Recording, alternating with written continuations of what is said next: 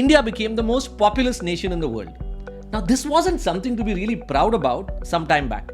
We always felt, what's a big deal about being the most populous nation in the world? But today, a lot of people are celebrating this fact. After all, that also makes us the youngest nation in the world. And why not cheer? Because we will continue to be young till almost 2070. And especially when the rest of the world is getting older, especially our arch rival China, then of course there is reason to cheer, right? And if it's indeed something to be happy about, then why did this German newspaper come out with a cartoon like this? Is there something to be investigated here? When the Chinese were asked as to what their view is on this matter, they said, it's not a question of quantity, it's a question of quality. Are we following this with blind optimism? Is there something that needs to be dug up further? And after all, we also hear this very common barb from most non-believers in the India story saying, "Yahan kuch nahi hoga." After a lot of investigation, I've come to the conclusion that yahan pe not just kuch hoga, but also already ho raha hai. And in today's episode, we'll look at 7 reasons to be optimistic about the India story. And before we get to that, let us acknowledge the fact that there is some element of truth in what the Chinese are saying. Our per capita GDP is $7,260 as compared to China's $19,000. Our GDP itself is $3.5 trillion against China's $14 trillion. So indeed, there is a long gap to be filled. There is massive inequality between our states as well. And in due acknowledgement of China's comment on the quality of human resource, indeed there's a lot of inequality in the incomes in India. It can range from as wide as $10,000 odd in Karnataka to $1,900 in Bihar. There are about 302 million households in India. 3% of these households earn more than 30 lakhs per annum. 30% households earn between 5 lakhs to 30 lakhs per annum. That's the middle class. 52% households earn between 1.25 lakhs to 5 lakhs per annum. And the bottom 15% constitute the destitutes who earn less than 1.25 lakhs per annum. Dial ahead to 2047 and the picture becomes very, very interesting. India will be a $47 trillion economy. 61% of our population will be middle class. And India will be classified as a developed country. At this point in time, India would easily be close to being the second largest economy in the world. And now I'm going to present 7 reasons why this could be a reality and why this is not just a story about a large inflated GDP, but also a story of how this entire prosperity is going to spread down to the rest of the country, where even the poor at the bottom of the pyramid can be pulled up to share the spoils of this economy. And all of these 7 reasons point to various ways in which the entire ecosystem will be smoothened, lubricating the entire ecosystem so resources start flowing slowly. And it all started with Aadhar. Why was Aadhar important? Basically, in India, to be the beneficiary of anything or to be a beneficiary of the formal economy, you need to have a verified identity. A large majority of Indians did not have a verified identity in the country, and as a result of which, they were never formal participants in the economy. Aadhar solved that problem for them. Today, 99% of the population has a valid identity and have an Aadhar card. During the COVID, as an ample evidence of the benefit of Aadhar, the government actually disbursed 68,000 crores directly in the bank account of 420 million Indians. In contrast, let's look at what America did. Now, in comparison, America sent 90 million paper checks to their citizens. Hear that well? 90 million paper checks were sent by mail. Snail mail. So now the base was set, Aadhar was in place, and then it was a time for the next big killer app to come, and that killer app was UPI. In other words, what UPI did was it enabled phone-to-phone payments. So which means you could directly transfer money to your friend on phone. Not just your friend, pick anyone. Sabzi wala, pav wala, bhaji wala, any wala. Money could now be transferred. We got used to making payments by phone. On the back of Aadhar were sitting several apps that we use on a day-to-day basis like Paytm, PhonePe, BharatPe, and so on. And so we all got so used to operating digitally that in reality, candy sales fell down by 50%. Why, if you may ask? Because whenever you go to any pan shop or any small shop, and when he did not have change and you paid in cash, he would give you candies in return. Give me my change. Sir मेरे पास change नहीं है इसलिए toffee they the. But Indians got so used to transacting through some of these apps that candy sales actually fell down in the country by close to 50%. So now the wheels were set in motion. Phone-to-phone payments were now possible, But all of this again sat on the internet infrastructure, and internet had not yet penetrated the rural parts of the country. And here is where the big, hairy, audacious goal of one Indian businessman comes in the picture. Mukesh Dhirubhai Ambani, the founder of Jio, he transformed the entire telecom industry in one single move. Launched in 2016, Reliance Jio jumped to 100 million subscribers within a matter of just 6 months. Within 4 years, that figure jumped to almost 400 million subscribers. Thanks to Reliance Jio, internet reached in every corner of the country. Today, in terms of per capita data consumption, we are higher than US and China put together. Thanks to Reliance Jio and the deeply penetrated internet, now everything was moving far more smoothly.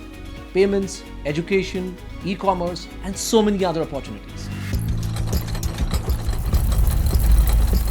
So now the wheels were perfectly set for the service infrastructure. However, India has always been slightly better at the service infrastructure. But the backbone of any economy is the physical infrastructure, because that's what facilitates manufacturing. And when it comes to physical infrastructure, we made remarkable progress when it comes to building roads and strengthening our railroads. India is on the road to building more roadways than it built between the year 1950 to 2015, just in the last decade, ending 2025. An approximate 60% of India's cargo movement occurs by way of the road and the highway system. Now, the total cost of logistics as a part of GDP is currently at 16 to 18%. Thanks to the improved roadways, this figure will actually come down to as less as 10%. In India, we can reduce the logistical cost up to 10 to 12%. This saving of 4 to 6% means we will be more competitive in international market, by which we are going to increase our export. Maybe these large numbers may not make any sense to you at all. So here's a list of some projects and the actual impact it will create in the lives of people. The highly anticipated Delhi-Mumbai Expressway is all set to reduce the distance between two cities from 24 hours to a spectacular 12 hours upon completion. The upcoming Pune-Bangalore Expressway will reduce travel time from 15 hours to 7 hours.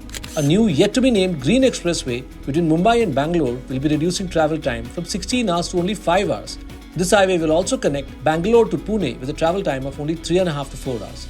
The under-construction Delhi-Dehradun Expressway is a 6 to 12 lane expressway that will reduce travel time by nearly 3 hours, taking you from Delhi to Dehradun in just 2 hours. A high-speed railway line will soon be linking Mumbai to Ahmedabad in only 2 hours. A bit of relief even for Mumbai folks, as the coastal road is all set to reduce travel time between South Mumbai and western suburbs from 2 hours to only 40 minutes.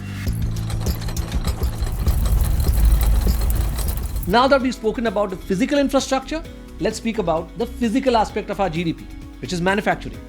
Currently, the share of manufacturing in our GDP is 16%. But for us to really shine on the world stage, the share of manufacturing to GDP should be at least 25%. It was with this objective that Prime Minister Modi came up with the Make in India initiative. However, the Make in India initiative did not see too much success. One of the reasons was that when you're creating only for the domestic market, the domestic markets are not very demanding in terms of quality. And hence, the competitive spirit of the local industry is not fueled as much if they're catering to the local market. Which is where we came up with another idea. Make in India, but make for the world. Which means focus on exports. And proof of some of these biggest initiatives can be seen in the fact that Apple decided to set a manufacturing base in India before their foray into retail. Now, Apple starting a manufacturing base in India has a lot to do with China as well. Because as per their admissions, we may not have quality human resources, but we also don't have crazy zero COVID policies. Neither do we steal data, neither do we infringe on copyrights, and we don't stab our partners in the back. So well, a lot of global manufacturing is now thinking of following Apple and setting the manufacturing bases in India. The next trend is a very refreshing one, and that is the one which is spurring so many entrepreneurs. All of us have been privy to seeing Shark Tank in India, and we are seeing the spirit of entrepreneurship coming from the remote corners of the country. The trends that are happening are the ones that are going away from large monolithic manufacturing to dividing manufacturing into smaller MSME-based setup. As a matter of fact, it is predicted that even in the defense sector, we are going away from this large monolithic model to splitting production into several smaller MSMEs. And this entrepreneurial energies is something that will start bringing prosperity to the remote corners of the country. Now, one may also say, this is all okay, this is all India patting its own back. Okay, is anyone else even endorsing these claims? how is the world reacting to all these stories? And which is where I think we should look at that one single marker of global confidence, FDI. Now, if you look at the FDI story, it is nothing short of astounding. In a recent video of Deepak Bagla, we had some of these figures revealed to us. So from 1947 till now, India has received a total of $950 billion worth of FDI. And out of this, 532 billion came in the last 90 months alone. Not just that, this FDI has come in 61 different sectors and it has spread to 31 states and union territories, which means it has not just gone to the metros and big cities, but it has recognized the potential in the remotest and the farthest corners of the country. Now, all of this not only reinforces global confidence in India, but it also points out to Invest India's focus on inclusive growth. In the words of Deepak Bagla, who was the former CEO of Invest India, the new growth engine of India is bottom up. Now, if there is anything where I would say the situation is still wanting or still needs attention, I would say it's education. While the government came up with the new education policy, which all of us welcomed with open arms, there is still a lot to be desired when it comes to education. Despite right to education, education has not yet percolated to the farthest corners of the country. We hope to see some action in the forthcoming years on this one particular front.